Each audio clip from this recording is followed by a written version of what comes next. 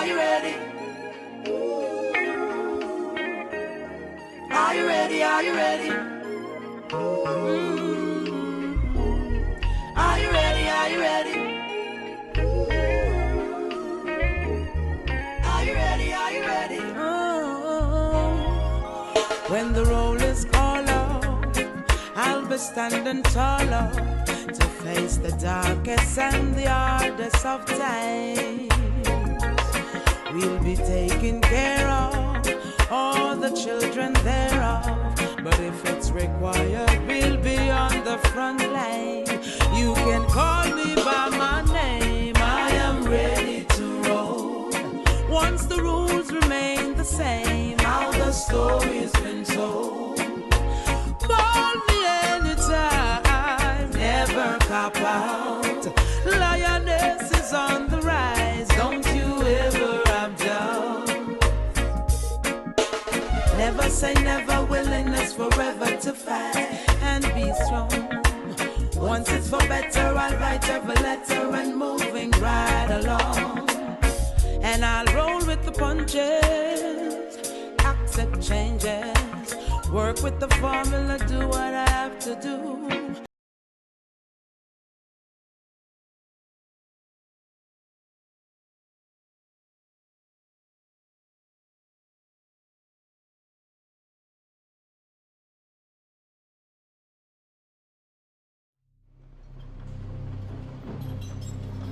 It looked like a bomb had gone off. Everything was gone. Our town had a lot of devastation. We lost lives that night. Mayfield before the storm was a wonderful place to be. Mayfield's strong. This is 33 Moeller Lane. It's where our new house was before December 10th anyway. And then the storm hit. All I heard was lots and lots of wind. And you sat there and you prayed. Then it was just silent. The base of the tornado was anywhere from 1/2 mile wide to 1 mile wide. It set a record here in Kentucky for the longest on-ground tornado. Came up to the south side of the courthouse and all the windows pretty much were broken out. Glass was everywhere. We're going to have people that are displaced right now from our community that's probably never going to come back to our community. We had a very, very unique downtown area, and there's just no way to rebuild it back the way it was. The needs here in Mayfield, Graves County, and the whole path of this horrific tornado are going to be long-term, and the needs change daily. It's been real eye-opener to me to know what a true line is by the support we have gotten from lines all over the country. I never dreamed that it would be this much support. I've been a Lion a long time. Our motto is "We serve," but until the Lions have to serve your community, you don't know what those words really mean. There's been so many people, I mean, money, food, their time, you know, just, it's really wonderful. I think it's important that all Lions support Lions Club International Foundation. No one Lion can be prepared for all of the catastrophes that happen worldwide. We have approximately 1.4 million Lions worldwide.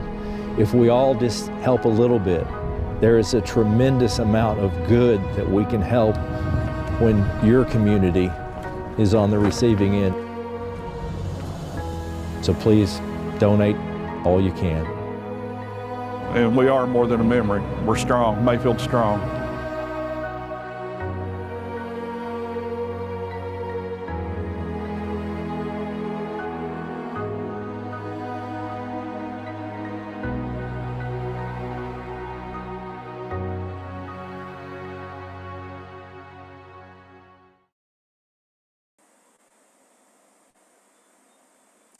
Good evening, everyone.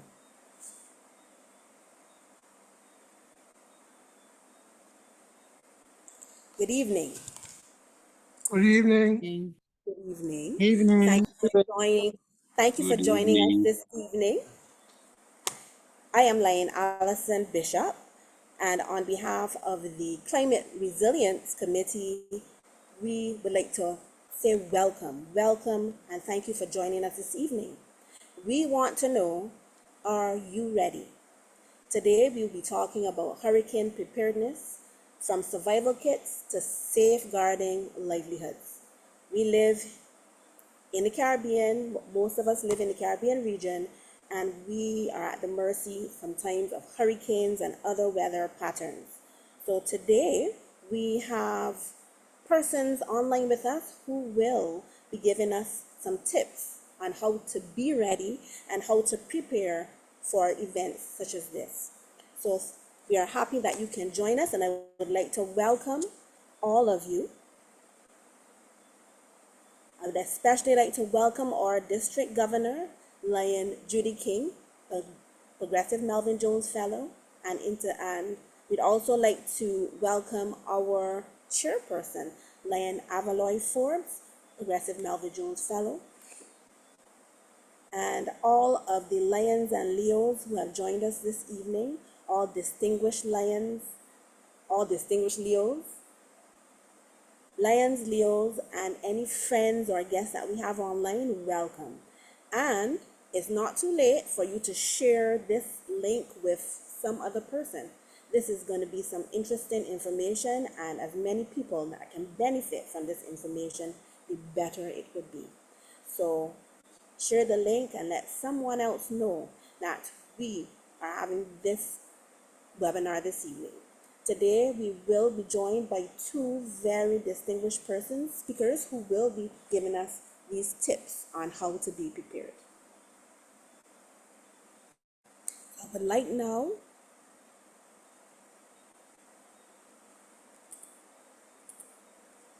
to hand over to our chairperson, who will be giving us an overview. Lion Avaloy. Thank you, Lion Allison, for that. I am doubling in two places, but thank you so much. So moderator, Lion Allison Bishop Payne, Progressive Melvin Jones Fellow. District Governor, Lion Judy King, Progressive Melvin Jones Fellow. Other distinguished Lions and Leo leaders in the audience, guests, my fellow Leos, well, Lions, fellow Leos, my fellow Lions, good afternoon. I'm sorry, I'm flustered. I had to run just now. My bad. Last year, as District 60B Global Service Team Coordinator, I had the privilege of working closely with our District Environment and Disaster Management Committee. That partnership was not only rewarding, but also enlightening, because it allowed me to see firsthand the depth of their commitment to building resilience within our communities. At the time, the committee had prepared a workshop for hurricane preparedness. Unfortunately, due to time constraints, it was never presented to the wider public. Yet, the importance of that initiative could not have been clearer, especially when Hurricane Beryl struck us head-on at the very beginning of last year. Last year, for those who are guests, last year in terms of our administrative year. From day one, our district had to be fully engaged in disaster relief, and it reinforced the fact that preparedness is not optional, it is essential. Today's webinar, then, is more than a program. It is a continuation of legacy and foresight of that committee. It reflects the understanding that as Lions, Leos, and our esteemed guests, we not only serve, but also educate one another, because knowledge shared is power multiplied. In bringing this vision forward, we have added new dimensions to the conversation. Beyond the basics of hurricane readiness, today we will look at climate psychology, as you've heard our moderator speak of, along with talking about going back to the practical and rethinking and improving our hurricane kits to make sure that they truly meet our needs in times of crisis. The holistic approach reminds us that preparedness is not just about supplies. It is about mindset, strategy, and community. It is about ensuring that when the next storm comes, we are not only ready to respond, but also stronger together. And so as we continue to live our international motto, we serve, may we also embrace our District 60B motto for this year, to serve is a privilege. Because indeed, it is both an honor and a responsibility to serve our community in times of need. Thank you for attending our session, and I hope you will learn something new today. Thank you. Thank you very much, Chairperson Lane Avaloy. It is now my pleasure to invite our District Governor, Lion Judy, to give her remarks. Lion Judy. Thank you very much, Lion Allison. Good evening to our presenters, specially invited guests, Leos and Lions of District 60B. I am delighted to welcome you to this important webinar on hurricane preparedness. This year, one of our district's main areas of focus is climate resilience and disaster management. We know that hurricanes are not just seasonal events. They are real threats to our safety, our communities, and our way of life. As Lions and Leos, we served best when we are prepared. By equipping ourselves with the knowledge and strategies shared today, we strengthen our ability to protect lives, reduce risk, and respond effectively when disaster strikes. Preparedness is service, and service is our privilege. I thank our presenters for guiding us, and I commend each of you for taking the time to learn and engage. Special thanks to the Planning Committee, the hardworking Planning Committee. Together, let us build a district that is not only caring, but also resilient. Welcome, and let's begin.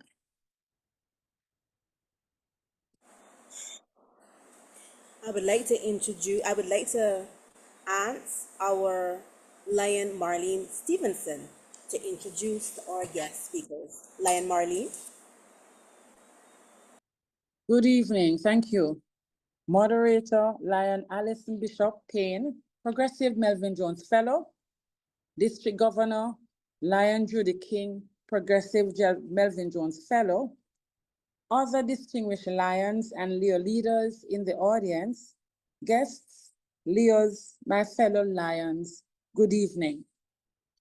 Today we have the pleasure of welcoming Mrs. Novia Morgan, a dynamic educator, trainer, and facilitator with over 20 years of experience. She's currently the training manager at the Office of Disaster Preparedness and Emergency Management in Jamaica, where she leads national training initiatives in disaster risk reduction and emergency management. Novia has also served as head of programs at the Hart Trust NTA, a lecturer at Edna Manley College, a teacher at Edwin Allen High School, shaping lives through education and training at every level. She holds a master's degree in computer-based management information systems from the University of the West Indies, Mona, and has been instrumental in projects such as business continuity planning for MSMEs. Please join me in welcoming Mrs. Novia Morgan as she will be discussing Beyond the Basics, Building Smarter Hurricane Kits with us this evening. Our next speaker, or other speaker, is Shemar Anil Etienne. Today, we welcome Mr. Shemar Anil Etienne, a dedicated disaster management field officer with over 6 years of frontline experience at the Office of Disaster Management in Dominica. Skilled in disaster response operations, emergency preparedness, and resilience building. He brings a wealth of practical knowledge to this field. His expertise include USA drone piloting for aerial assessments, search and rescue coordination, and certified first aid instruction. With a proven ability to respond effectively under pressure, lead response initiatives, and support communities in times of crisis, he continues to play a vital role in strengthening disaster readiness and response. Please join me in welcoming Mr. Shemar Anil Etienne, as he will be sharing with us about weathering the storm within psychosocial support.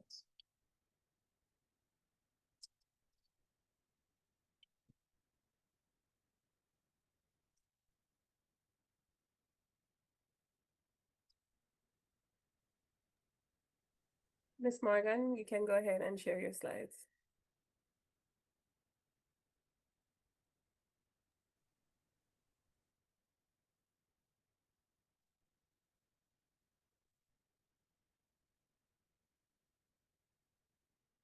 Okay, pleasant good evening, everyone.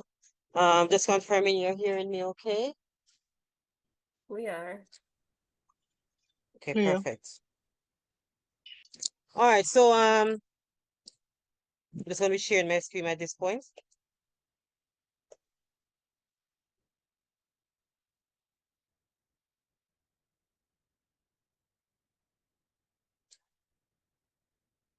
All right, so it's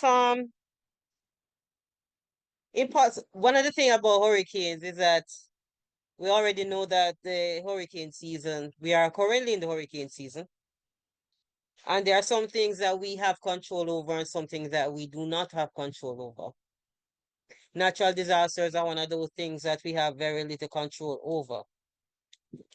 However, that does not mean because we have no control that we cannot prepare for it.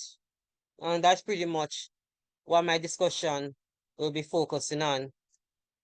Because whether our survival, whether we are alive tomorrow after the event is all a matter of whatever we have put in place prior to the event to prepare.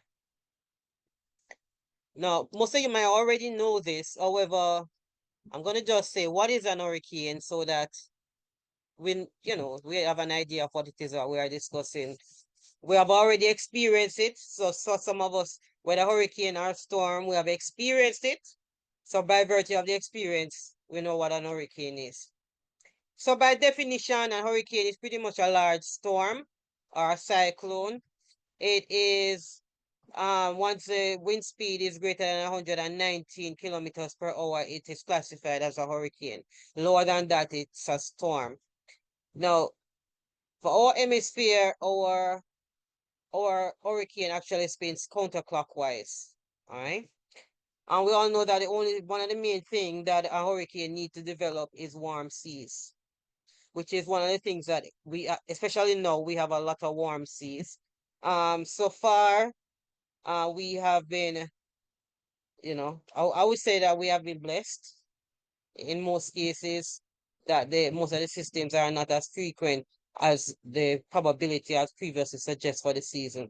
But we are in the peak season. September is the peak season, so one more month. September, October, November. So fingers crossed. So the structure of a hurricane, we have the rain bands on the outer part, and then you have the eye, which is in the middle. All right. So that's pretty much so. And a lot of times it is not it's not just the wind that is the problem, but actually the rain bands itself, because some systems tend to come with a lot of rain. And we all know that, like for Jamaica, all we need is a lot of rain. I don't know how many persons are in the Kingston area, like Halfway Tree side. All we need is just a lot of rain, and then we can have a catastrophic event. All right. So hurricane come in different categories, from category 1 to 5. 1 being the lowest. So once the wind speed it is at 119 kilometers per hour, it's categorized as a category 1.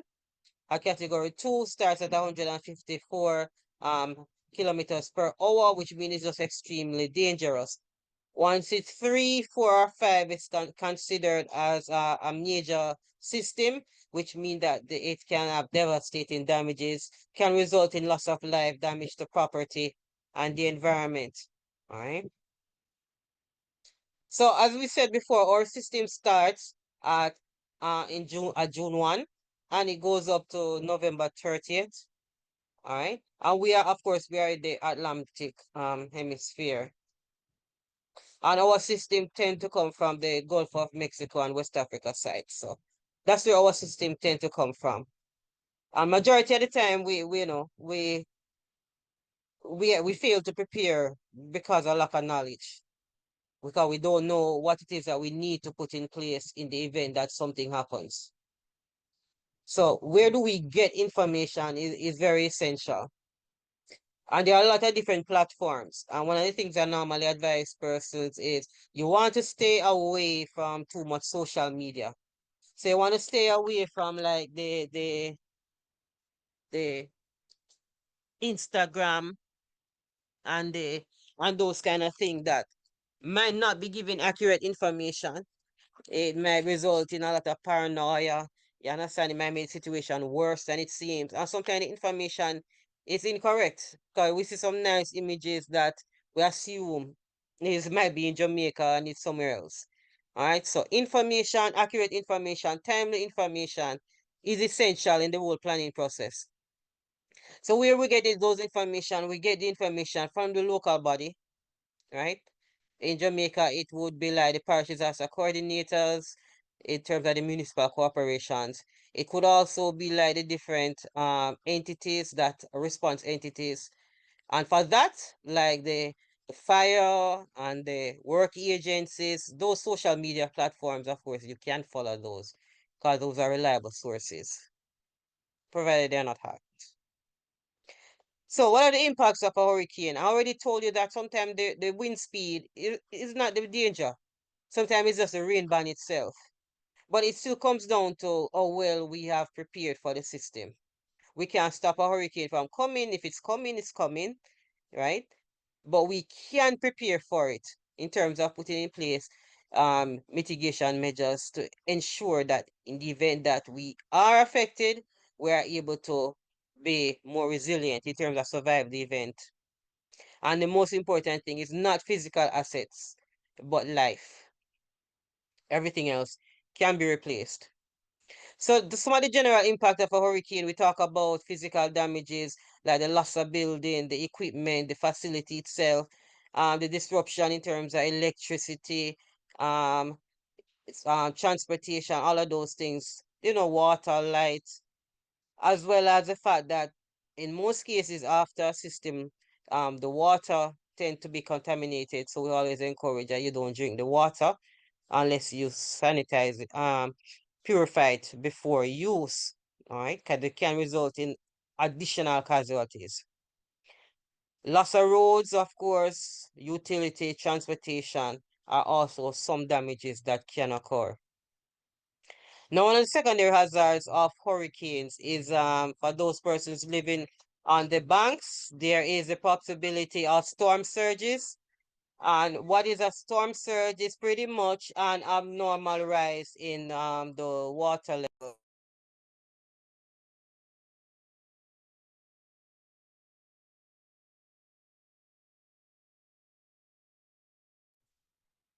Abnormal rise in the water level, which could be especially for those living on the coastline. And a storm surge, as I said, is just that, when you have a lot of water coming in. But of all these rainfalls, then of course the possibility of flooding and other events are possible. So you want to be aware of your location. Why am I pointing out storm surges is because based on the location where you live or work or reside, you might realize that as a result of a hurricane, you are more susceptible to certain damages as opposed to others. Living on the coastline, storm surges makes you add an additional vulnerability. And so some things to be aware of. Majority of the times we all know what we are vulnerable to, based on our location, and that is why we want to be mindful of it, so we know what additional measures we need to put in place in the event the system occurs. Now, everyone should have their what we call their family emergency plan, and I always stress that your family emergency plan is not just a hurricane plan; it has all other hazards, hurricane, earthquake, all that you are vulnerable to based on your location. You practice your family emergency plan in terms of your drills. It's the same as the workplace plan. It's just that it's important that you have a family plan so you know how to protect your family in the event that something occurs. So why? Because it creates less stress, less chaos. It helps for a quick recovery. Because what? You have a plan in place. So having a family plan is essential. And of course, in your plan, you have all the essential information like the contacts, the phone numbers for the different authorities, the nearest hospital, police station, fire department, things like that. And of course, the parish disaster coordinator, who is essential for more up-to-date information as what's happening on the ground. So in your plan, you will have like your hurricane watch, which is what it is that you do if a hurricane watch alert has gone out. And what a hurricane watch means is that there is a threat. It's no certainty that it will hit the island, but something has developed. There's a system that has developed, and there's a probability that you might experience some kind of hurricane condition within 48 hours or less. All right, so it must come. But now, when you get a warning, now it means that without a doubt, the hurricane will be making landfall. It will result in some kind of loss or damage. All right. So with a warning, you can experience hurricane-like conditions within 36 hours, which includes wind, a lot of wind, a lot of rainfall, a lot of storm surges, things like that. And as I said, based on your location, you might realize that you might be more uniquely affected from the hurricane by maybe a flooding event as opposed to a storm surge. Now, we all know that where we are might be more vulnerable to post to others, because previous systems we had experienced, etc., etc. So depending on where you are, the ODPEM might have sent out an evacuation order. But even with or without an evacuation order going out, we should know if we're vulnerable, what actions we need to take, if we need to leave our home and go to a shelter. So what is an evacuation order? Simply put, it's a recommendation from the ODPEM that is advising persons that based on the nature of the hurricane or the strength of the hurricane, they need to pretty much evacuate and move to a safe location. What is that saying? You are vulnerable. Otherwise, an evacuation order for that area would not be sent out. Okay. So legally, we don't really go in and take people out of their homes. Everybody have a right. So that you will not see happening. We send buses and so forth for some areas. But we all know that after a certain time, that cut off. No buses will be coming in to assist people out. Because what? You have to wait until maybe the system pass before any first responder can give assistance. That is why we encourage person to obey whatever orders coming out from the government, whatever advisory, to obey them. So there are certain things that you can do when you get an evacuation order. And one of the things is that you can seek shelter at a public shelter. And all the public shelters within Jamaica are listed on the ODPEM website, all right, for each parish. So you can see the nearest one to you.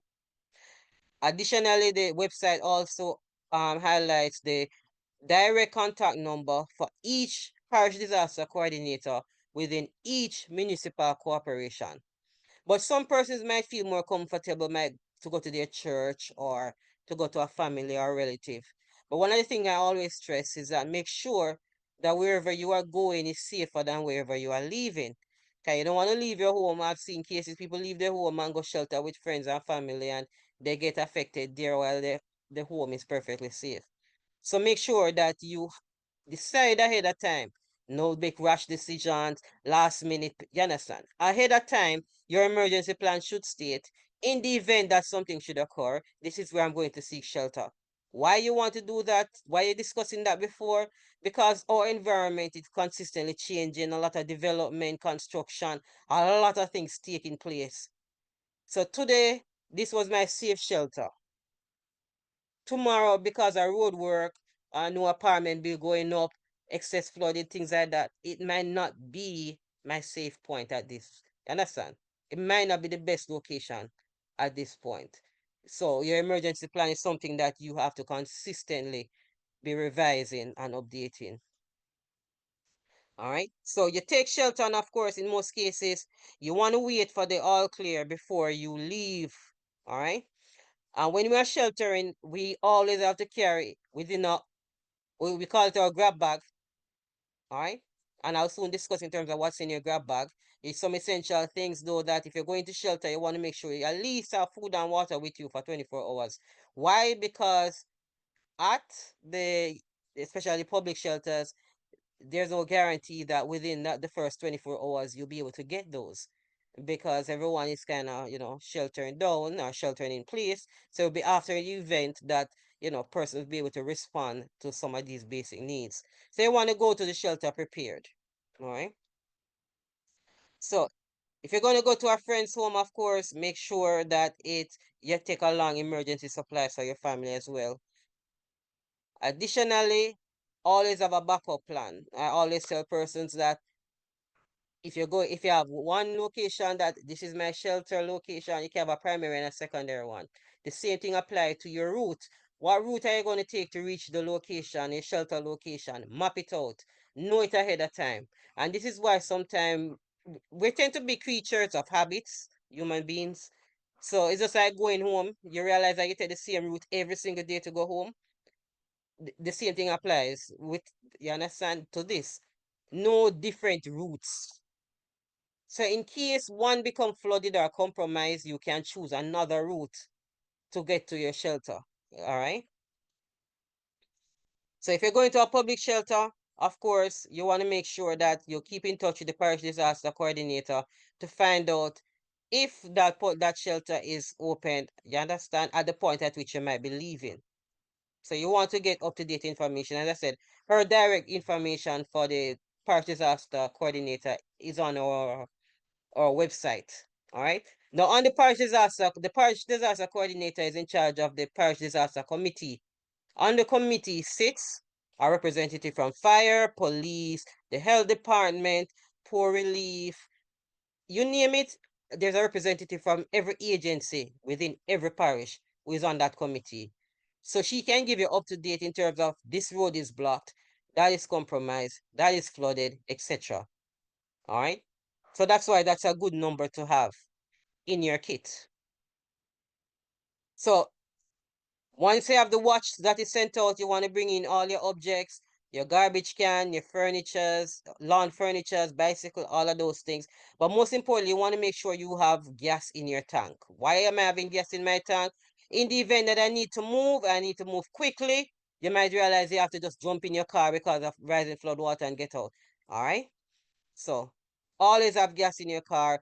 Of course, if you know you're flood prone, don't park your car on the, you understand, where it's compromised. You want to maybe go on a slope or a hill or somewhere where it's safe. Information in a disaster is one of the most critical. You want to get informed, so you need to know where to get information. There is the NOAA website. Apart from our Met service in Jamaica, there is also the NOAA website that gives up-to-date information for tracking systems. So it will track the system as it goes across Jamaica. And that is provided that electricity is still operational at that point. Because during a disaster, one of the things that normally goes first is the electricity. All right. So get informed. That's the first thing you need to do to be prepared. Get informed. Know where to get information, credible information, accurate information, right? And on-time information. Make a plan. So have an emergency plan for your family. Make sure it's up to date. So you want to at least practice the plan, make sure it's up to date. And of course, you want to assemble a kit. What's in my kit? The usual food, water. I don't even have to say it because most of us, we are so used to hurricanes, we know exactly what's in our kit. But our documentation is also essential to make sure that those are in our kit, like a birth certificate and things like that, your passport. But another thing is that I always stress for persons to have all these critical documentations back up in electronic format. So you can just scan them and keep them in your Google Drive, you understand? That's one of the cheapest way to do it. But always have copies of them, so easier to replace in case of loss. And of course, just like how you can have expire things within your kit, your plant can also expire because your environment is changing. Your landscape is changing. So always update it. And you do it once per year at least. Go back through and test it and look and see, discuss it. All right, so stock up on water, and we're doing what we have at least 14 gallons of water per person, right? And you're doing this for at least 2 weeks because that's how long it will take for more than likely to get back to a sense of normalcy. Your perishable goods, I said all those canned goods, and it's for the same 2 weeks. If you have medication that needs to be, prescription medication, always go to the pharmacy before and refill your medication before an event. The pharmacy will, even if it doesn't reach a date, they will fill the prescriptions ahead. All right.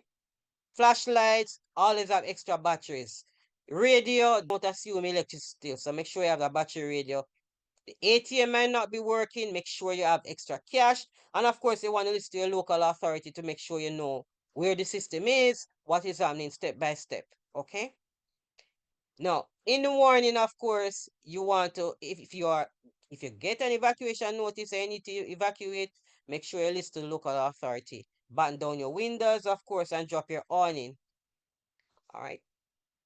Now you know that the system is coming during a warning. Unplug your small appliances. Stay away from flood waters. A lot of losses tend to be due to flood waters, drowning, and so forth. Because persons underestimate the level of water and always feel that they can chance it. All right. I would advise not to do so. We need to learn from other persons' mistakes and not replicate them. And that's one essential lessons that should be learned. So listen to your radio, so update, secure your documents, and of course, when you have done all that you can do for yourself, we also should be our neighbor's keeper. So help your neighbor to make sure that they are also prepared, especially the elderly and those persons who might be incapacitated in some way. During the hurricane, stay inside and listen to the radio. Always listen to the radio. Always make sure that you are informed because this is how we make decisions. But one of the essential things, you want to be as calm as possible. And children tend to panic. So, of course, when I say you want to try and be calm, it is natural to panic. But we panic most times because we don't have a plan and we don't know what to do. So make sure you have a plan. At least that will not stop you from panicking, but it will allow you to know what to do so you get a sense of calm because you'll be doing something. After the hurricane, stay away from down power lines. For obvious reason, it might still be active. Make sure you have those emergency numbers. All right. In most cases, if you're trying to call family members after an event and the electricity and the power lines and the telecommunication is affected, SMS or what we call text message will work. Send a text message to your family members to find out how they are. It will also work for out of town. Sometimes I realize it's easier to get through to out of town as opposed to locally. So that's something else to try. Okay? So SMS, always remember that. All right? And of course, you want to provide first aid for yourself, for your neighbors, and try and reach the nearest hospital after the event for persons who might be injured. Okay? If you're in a shelter, of course, some persons you might want to find out where the available shelters are. But always make sure that for children, elderly, and those persons that you have enough food and water for at least 3 days. And always have comfortable shoes, whether water boot or sneakers, not sandals in that event. All right. Now, Jamaicans don't normally have a problem with purifying water. We always store water and never seen an issue of water storage. But worst case, if you have not stored water correctly and you need to purify it, the formula to do that is that for each quart, for 1 quart of water, you must add 4 drops of bleach. All right. And I said drops because you don't want to judge it and not throw your throat and 4 drops of bleach for each quart. And you allow it to settle for 30 minutes before you even think about using it. Now, in your kit, apart from your canned food and your documents, you also want to make sure you might have a first aid kit, just in case. So your usual gauze, bandages, antiseptics, aspirins, anti-diarrhea medication, antacid, things like that must be in your emergency kit. Additionally, you want to know where your tools and supplies are, like your can openers, your pliers, your tape, your flashlight, of course, your cash, the usual soap, toilet papers. I always say that using a checklist when you're preparing is always good. So this is one of the best practices that should be employed, using a checklist. So as you are putting things in place, you're checking off to make sure that it is up to date, it is, you understand, safe, etc. All right. So we talk about documents already, your family documents like your insurance policies, your wills, your contracts, your deeds, your bank cards, your passports. Also make sure that, for babies and so forth, diapers, formulas, medication, dentures for the elderly, prescription medication, all right? As I said, a checklist is always good to use. It always helps in terms of preparedness measures. You want to store everything in a dry location. All of these things, pack them away. Don't hide them. Family members must be familiar with where your emergency supplies are. So in the event that you're not available or at the same location, they can access it. So you want to consistently be looking at your emergency supplies, testing them, inspecting them, make sure that there's no spoilage. All right. I will always practice a first in, first out. So in the event that something is spoiled, we want to go in and of course make sure that we replace them with newer and fresher items. So in short and in ending, all this discussion is about one thing. It's about the importance of planning, which is the fact that planning is good business. It makes good business management, and it reduces the thinking time. So you don't have to be thinking about what to do, where to do, who to call, who to talk to. You know this already. That's why we plan. It also makes the process a lot less chaotic, and you have a more systematic approach. Because at least you can follow your plan, your emergency plan, to see what do I do next. And it helps to contain the incident. So in other words, things don't get out of hand because at least you have a plan in place. So when some harm, you know exactly how you're going to address it. So what this does is allow for a more quicker recovery plan. All right. And this is why your insurance policy is part of your plan itself when you are dealing with disaster planning. All right. That being said, thank you very much for listening. I hope you did not fall asleep. At this point, if there are any questions, the presentation will end here. Thank you Open very for much, Ms. questions. Morgan. Thank you so much. We would like to have the questions at the end of the session, if that's okay with you. Not a problem. Thank you very much. It was an excellent presentation. I would also take this time to just announce that our third speaker, Miss Elizabeth Emanuel, she had a clash, so she will not be able to join us. So she sends her apologies. So thank you very much, Miss Morgan, and I would now like to invite Mr. Etienne to start his presentation. You can share your screen. Good evening, everybody, and thank you for tuning in. I'm now going to share my presentation with you guys. So please bear with me.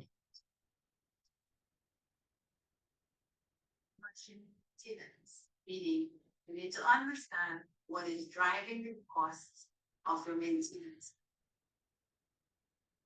You look at three options. Is it the number of pages that you print? Is it the number of sheet that you use, fashion hours that you use? Okay, good evening, Well, Mr. everybody. Etienne, good evening. Go on. Please feel free to put your questions in the chat. Okay, so Sorry, just a technical note. There's something, I'm not sure if it's your background. I'm hearing the TV or some sound. great. Yeah, your background. I'm hearing your background. Yeah. Well, we're still at the office, so that's one of the reasons why we have ongoing sessions. So Okay, all right. you hear different things in the background. Okay, good evening, everybody. I am Shemar Etienne from the Office of Disaster Management in Dominica. and I will be presenting on the topic weathering the storm within psychosocial support. All right. So, what is psychosocial support? There's a difference between psychosocial support in disaster management and psychosocial support on a whole. So, psychosocial support refers to the assistance given to individuals, families, or communities to help them cope with psychological and social challenges, especially during or after difficult life events such as trauma, loss, displacement, illnesses, or disasters. In simple terms, it is support that addresses both the emotional, mental well being, which is psycho, and social needs, meaning social, of a person. So, psychosocial support in disaster management means providing emotional, social, and practical assistance to people affected by disasters to help them cope, recover, and rebuild resilience. It complements life saving aid such as food and medical care by addressing the psychological and social needs. Psychological needs would be thoughts, emotions, models, beliefs, and coping mechanisms, whereas the social needs would be relationships with family, friends, community, and or service providers. The key elements of psychosocial support is basic needs and safety, which would be ensuring that there is shelter, safe shelter, of course, as you will not want to stay at your home and your home is not secured. You want to make sure that there's adequate food, adequate safety for your family, your friends, your relatives, yourself, and medical care as well.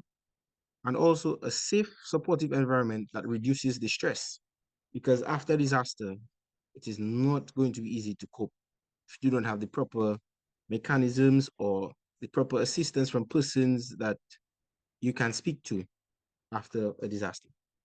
Emotional support would lead to listening, showing empathy, and validating feelings. Individual counseling or group sharing circles. Skills and scope and coping strategies, of course, would be sorry, I'm just moving my screen around. Would be rebuilding networks of trust and support.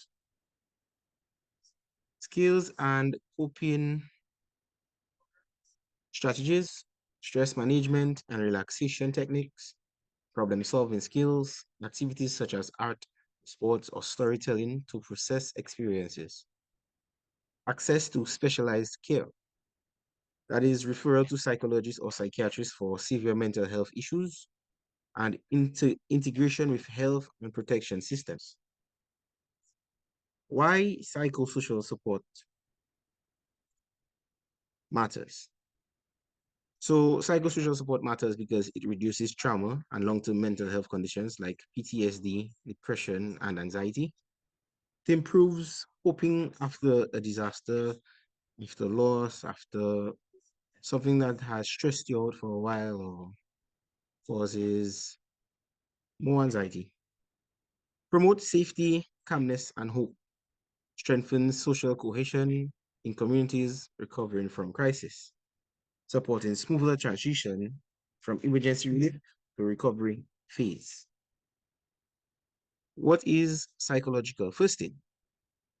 So psychological first aid describes a human supportive response to a fellow human being who is suffering and who may need support. It is not professional counseling. So psychological first aid includes the person feeling safe, connected to others, calm and hopeful, the person having access to social, physical, and emotional support, and also feeling able to help themselves as individuals and communities, being able to bounce back directly after, or not directly after, but soon after crisis or disaster. So we have three L's. We look, listen, and link. So when we look, we check for safety. Is the person in danger? Is the environment safe? We observe who may need urgent help, whether you are injured, whether you are distressed, whether you are separated from children, family, friends, loved ones, or the elderly. We listen because we approach respectfully. We pay attention to what people say without pressure. They accept silence, tears, or anger, and even avoid probing for painful details. When we link, we connect them with practical help with some water, food, shelter, medical care. When we link, we give information about available services. We encourage connection with family or community support, and we refer to specialized services if needed, that is mental health, medical, or GBV, which is gender-based violence. People who need more immediate advanced support would be people with serious life-threatening injuries who need emergency medical care, people who are so upset that they cannot care for themselves or their children, people who may hurt themselves, or people who may hurt others. PFA, so right now we're going to have an exercise which is psychological first aid, what is and what is not. So is listening to people, is that psychological first aid or it's not? You can turn on your mics and answer. Right, I see a thumbs up. Good. So yes, this is what psychosocial support, psychological first aid is. Listening to people. Is psychological first aid professional counseling?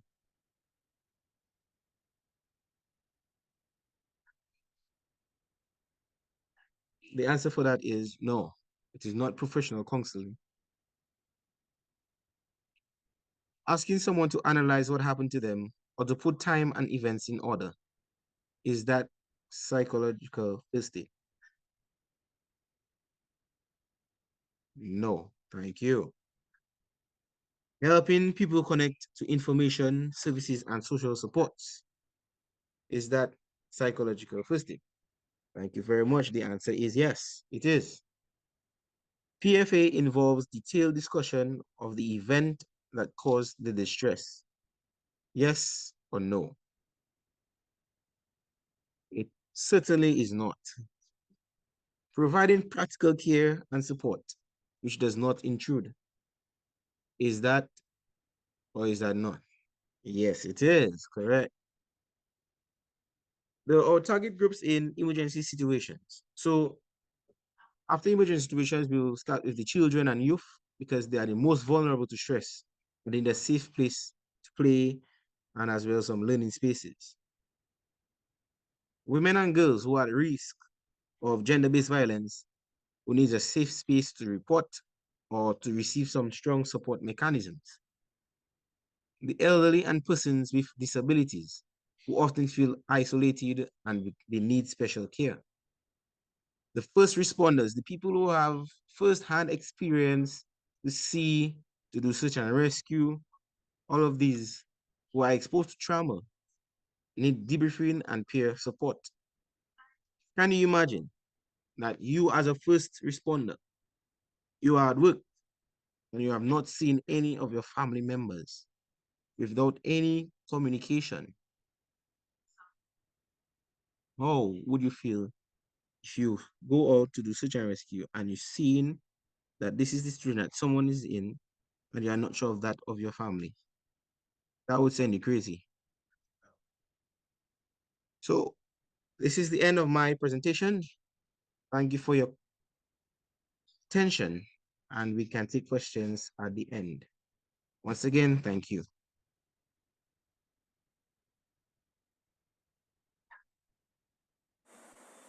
Now, Lion Lisana Dyer will moderate the question and answer section. Hi, good evening, everybody. So we just listened to two informative presentations. I'm sure that everyone is now up to speed as to what level we should be at in terms of disaster preparedness. And at this point, I want to ask if there are any questions from the floor for anyone of our presenters this evening. Feel free to ask anything that may have,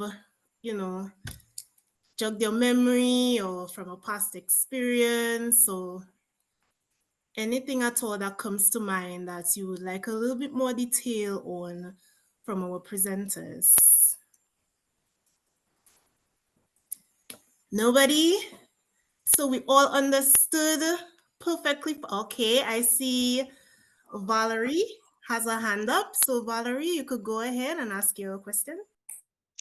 Good evening, Lions, Leo Lions, all who's on this platform tonight.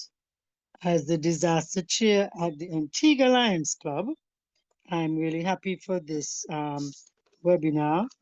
Mr. Etienne spoke about, talking to persons. Some persons can, sometimes it's not encouraging, it's more kind of putting fear. So we have to be careful what we're going to be listening to, because they're scared, they tend to put fear into you. So we have to be careful what we're listening to, or what we're listening, who we're getting it from.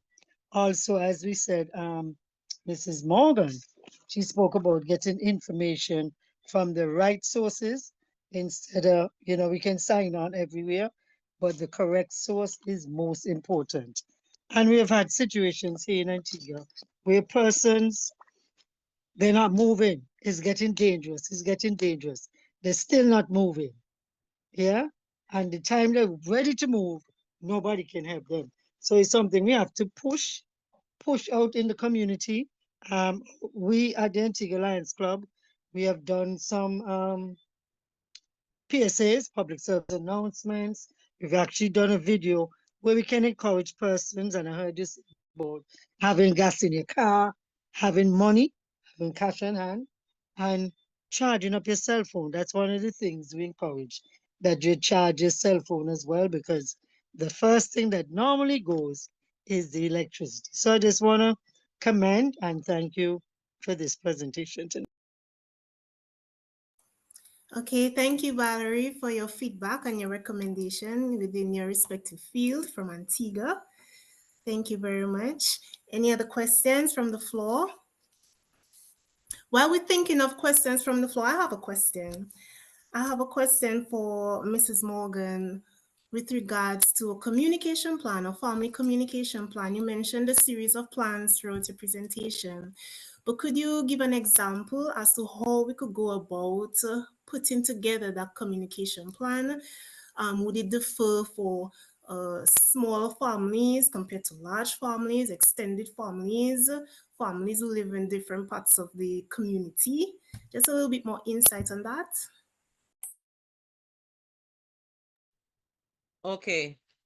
One of the things we assume is that our family plan is different from our workplace emergency plan. And the truth is that it is quite similar.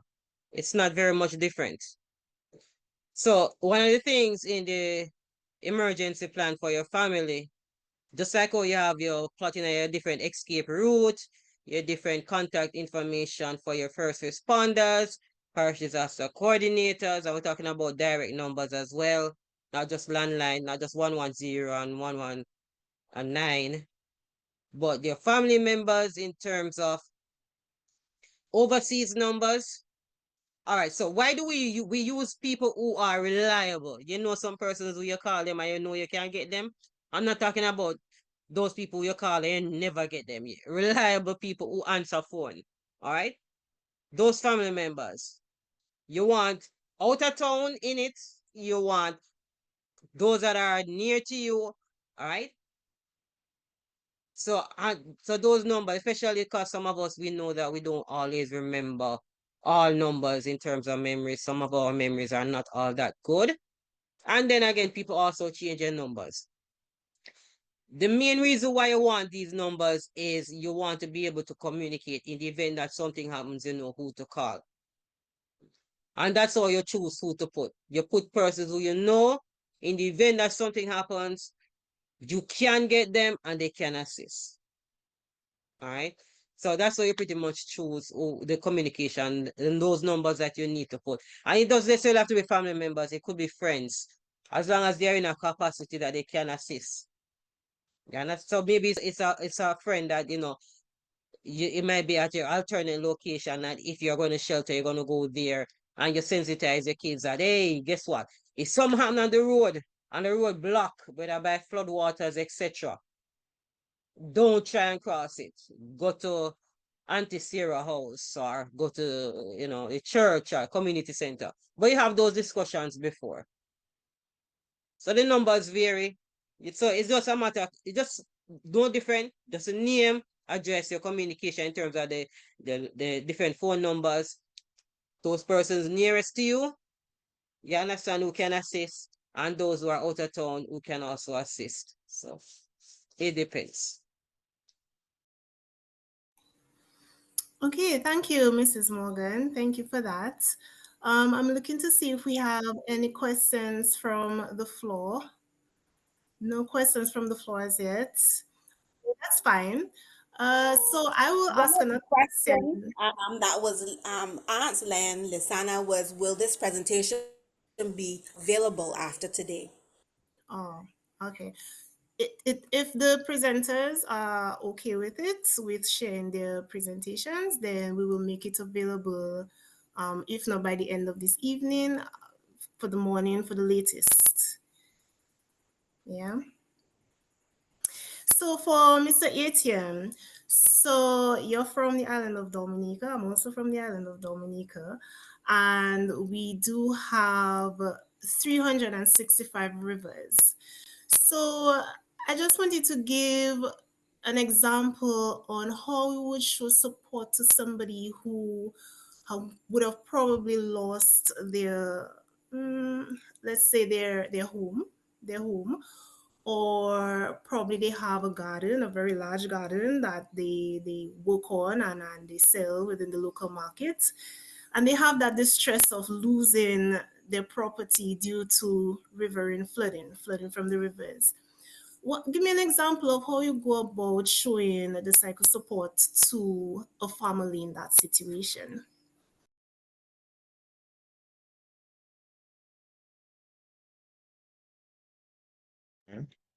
Okay, good evening once again. In that case, one of the first things I would do for sure is try to keep them calm. And then secondly, I would link them to or try to get them to the correct sources or resource people so that they can bounce back properly without feeling any additional stress or any other level of anxiety. Okay, wonderful. Thank you, Mr. Etienne. So I'm gonna check the chat to see if we have any more questions for this evening. Yes, Ray John, you could go ahead. Yes, and I'm very pleased to be part of this forum. This is dear to me, and which is why I'm trying to chime in to offer one or two comments, and comments in the form of being positive. After tonight, unless we hear that Gabriel or Hurricane Gabriel gets some more steam up and so on, we tend to forget very quickly as Caribbean people, which is why for 164 years we've been battling with hurricane response and we haven't perfected it yet. And that to me is simply because we have not followed up in the fashion that we are expected to follow up with the times that we are living in. Our environment have tended to dictate how we do things, when we do things, and who we do things to. It's not an easy thing to talk to a teenager these days, to try and show that there are psychological things, that they seem to have their own views on certain things. And so family plans seem to be something of yesteryear. Only the older ones seem to want to carry it forward and add to it, and I'll tell you why. One of the reasons is young people have come to learn that hurricane ain't a point on the map. It's not 17.6 degrees north and 62.7 degrees west. It is something that is 300-400 miles wide. So we're saying that, oh, Nevis will be safe.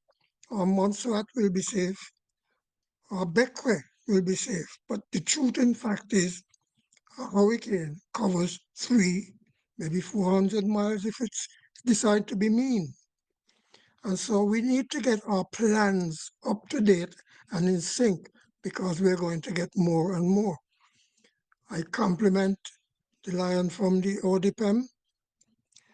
ODPEM, I thought that was a great presentation, but the one thing I missed out of there was its follow-up for the individual levels. It's all well and good for us to talk about communities, and it's all well and good to talk about young and old, but I think the time has come for us to look at games. When you're home sitting there in the darkness and the lights gone, you'll be surprised a game, in my experience, has been a good thing and has saved lives. These are some of the things I would like us to think about, that modern technology, that political environments have sort of dictated how we do things, and it has affected our family plan. I want us to consider more pop-ups in terms of advising individuals and families how we can be more successful in saving lives and maintaining our sanity. Thank you. Thank you very much, Ray, for your feedback and recommendations. Thank you very much for that. So if there are no other questions, I'm gonna check I the have a chat. question. This is Lion Allison. All right, go ahead. Miss Morgan had mentioned that we should not listen to social media, that we should try to follow credible sources for information on the location of the hurricanes and that kind of thing. And that one of the things that we should do is try to listen to the radio. But it nowadays in this climate is everything is online and on your phone and on the computer. I don't even think many people have radios now. So I just wanted to know if there's another alternative, an online alternative, that she would recommend.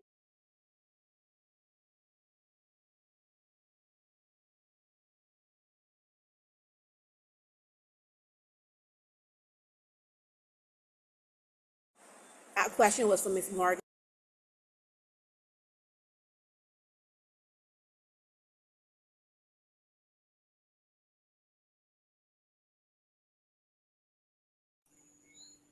Miss Morgan, are you there? Yeah, I don't know if I heard part of the question. I hope I heard it incomplete because the line was in and out. I'm assuming that the question is, given the fact that most persons do not have a radio, and a matter of fact, most of us don't even listen to a radio, everything is on the phone. How else, in terms of social media wise, to get credible information? The plus side is that response agencies are not behind time. Most response agencies do have social media platforms.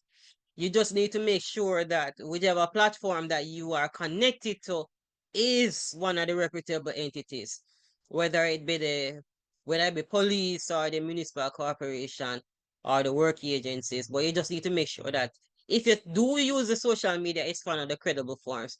Even the Met services also have a social media platform. So they're not behind time. We are aware that we are dealing with a different generation. Even the old is on social media now. So everybody is a little bit more tech savvy than they were before. So we try and cover everyone, but the radio is the radio. It is also on social media platforms. You can access it as well. The different radio channels. So there are options. It's just to find them ahead of time and not wait until the disaster you're trying to find out, where else I can go to get the information. So actually list them out in your plan, where and where you're going to go. So if you're going to choose social media, that's fine. Just list ahead of time in terms of which are the platforms that you either try to connect to ahead of time. So in the event that something happens, you can get up-to-date information through these different Instagram or Twitter platforms. But as I said, the Met Service have, Earthquake Unit have, the ODPEM also has a social media platform. Work agency have, so it is out there. Hope that answers the question. Yes, thank you very much. And I have one more question. I live in Barbados, so where we are geographically, the hurricanes usually, the major part of the hurricane usually miss us. They either go north or they go south. So we will have people, local people that will complain, oh, we went and prepared for this hurricane and the hurricane didn't come. How can we educate those persons that, have that kind of mentality? Is there a way, or is there a way that we can get through to them? Thank you. The truth is that some things are mindsets. When persons feel like they don't need to do something and someone is telling them to do it, they say they consider it a waste. But the truth is that in preparing for a hurricane, we're not prepared for anything out of the ordinary. It's not something that out of what would normally do on an everyday basis. You know, it's the same food that you normally eat every day. It's not wasting. You just might have extra food, but it's the same food, right? Apart from that, person just might have bought extra plyboards, but it's not a greater expense than what they would normally use. And these things are reusable. So it's not a waste. But one of the things I always pointed out, I don't know how many persons experience like Gilbert and some of the other systems that have gone through. And you can ask them. Sometimes you can ask the question, which hurricane you have experienced and what do you think? But at the end, you really can't force persons. You can only stress the importance of kind of creating these good habits. You understand? Because at the end, it is better that nothing happens and you were prepared than something happened and you did not prepare. Nothing is worse than I told you so, or I should have, I could have, I would have. Can't change after. So that's it. Just have to show the plus side that, hey, imagine if it had, at least you are prepared. It's a discussion. It's still a mindset that the end person will believe what they will believe. If they don't think it's important or a waste, there's nothing you can do. It's education because it's a mindset and it takes time to change mindsets. Thank you. Okay, thank you. So there are no other questions. I don't see any questions in the chat.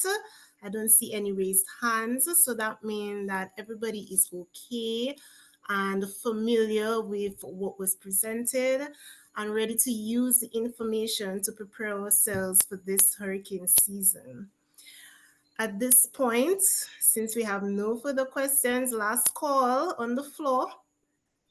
All right, at this point, oh, okay, Valerie. I don't have a question, but I want to make a suggestion. You know, it's always said the children will take home the message. Maybe one of the things we can do is go into schools and, well, I guess that would be the disaster office doing that. But we as NGOs could also take the lead, go into schools and tell the children, and they will take home the message. You must be prepared. Say, so they will be checking their parents. We have everything in the kit that, they're getting anxious, excited, getting involved, and this helps them further on when they grow up. Definitely, If I I agree may, with my apologies. that. I 100% agree with Valerie. Not to just cut in, but the truth is that there is, at my disaster agency, there's 2 training officer, 1 training manager, and 3 regional coordinators for the entire island of Jamaica. Within each parish, you only have 1 disaster person. I don't know if you know the size of Jamaica, for our entire parish. There is never enough resources. And by that, there's never enough people, never enough money. There is just never enough of anything. So when it comes to disaster preparedness and the message of being prepared, it's not a one person business or a one entity, it's not a government business. It's really everybody's business.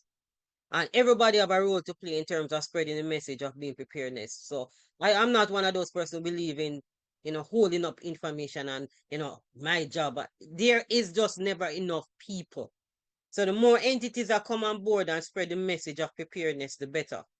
That's my belief, and I always encourage entities, any assistance they need from the in terms of like the OPEM and so forth, to do that work in terms of spreading that message, they are welcome to contact us.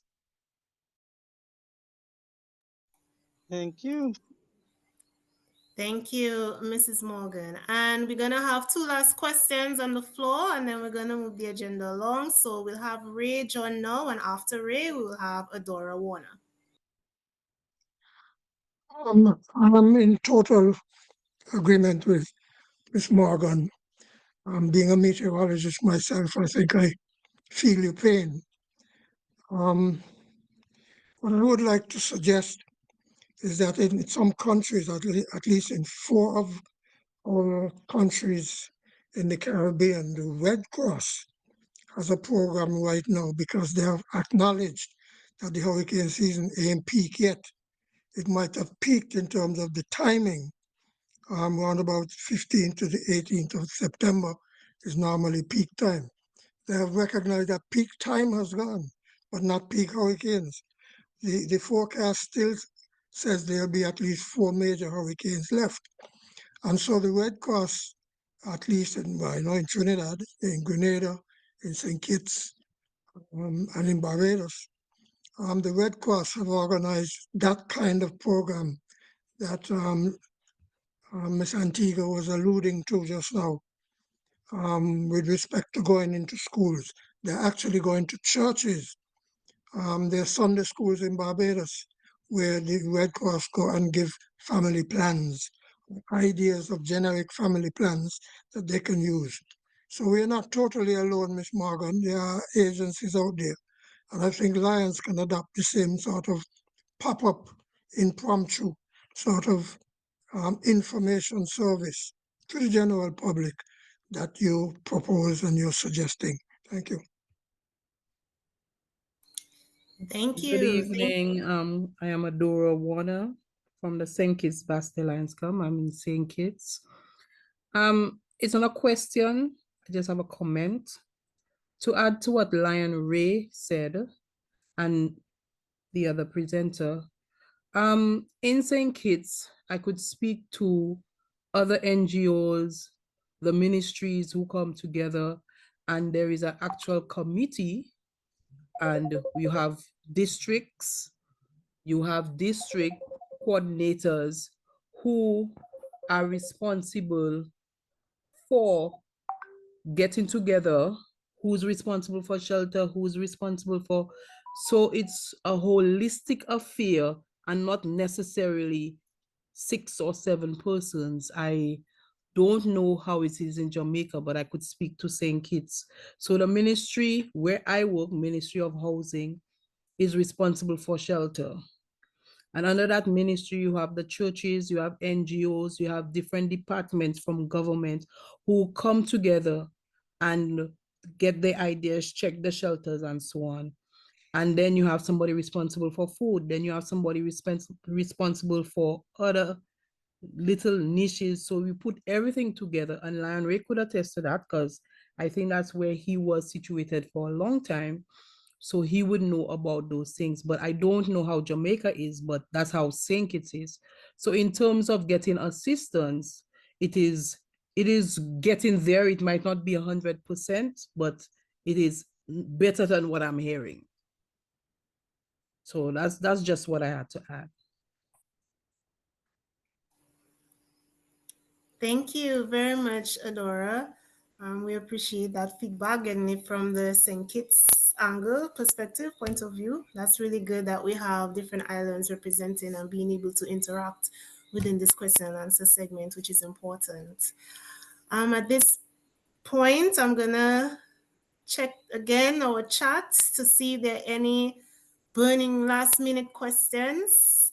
I don't see any, but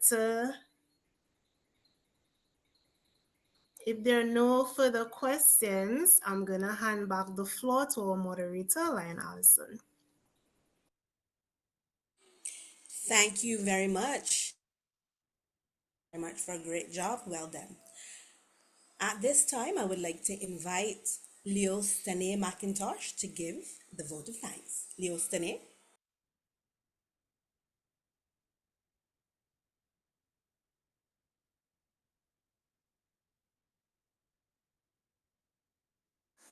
Can you hear us, Leo Stene?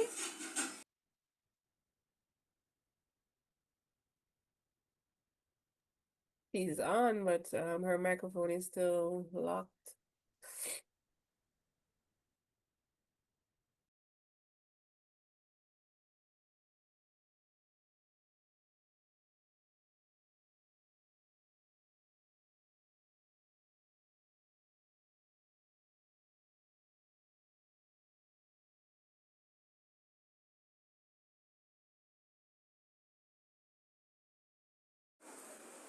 Leo Stene seems to be having some technical difficulties.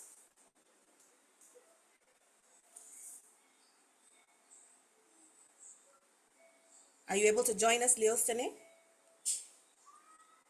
If she is not able to join us, I will go ahead and give the vote of thanks. I would like to say on behalf of the Climate Resilience Committee, I would like to say thank you to each and every one who joined us this evening. Thank you to Lion Avaloy Forbes, our chairperson, for coming up with this idea and for all of the committee for seeing it through to fruition. Thank you also to our district governor, Lion Judy. Thank you very much for giving your remarks. Thank you. A great big thank you to Miss Novia Morgan from Jamaica. She gave an excellent presentation on Beyond Basics, building smarter kits. And also thank you very much to Mr. Shemar Anil Etienne from Dominica. He gave a talk on psychological first aid. I learned so much about that because I didn't know much about it. So thank you very much to both of you for excellent presentations. And I know that each and every one of us here enjoyed and that we learned so much. And on behalf of the team, I would like to just say thank you to each and everyone who logged on. Thank you for joining us. Thank you for taking the time out to learn a little bit more about being prepared during a disaster. As Miss Morgan said, there are some things that we can control and some things that we can't.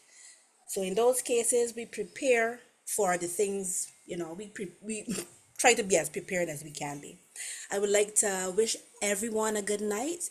For those persons who are still on the road, I wish you traveling mercies and I thank you for being here with us. So good night, and I look forward to host. Thank you for having me as your moderator, and I look forward to our next session. Thank you.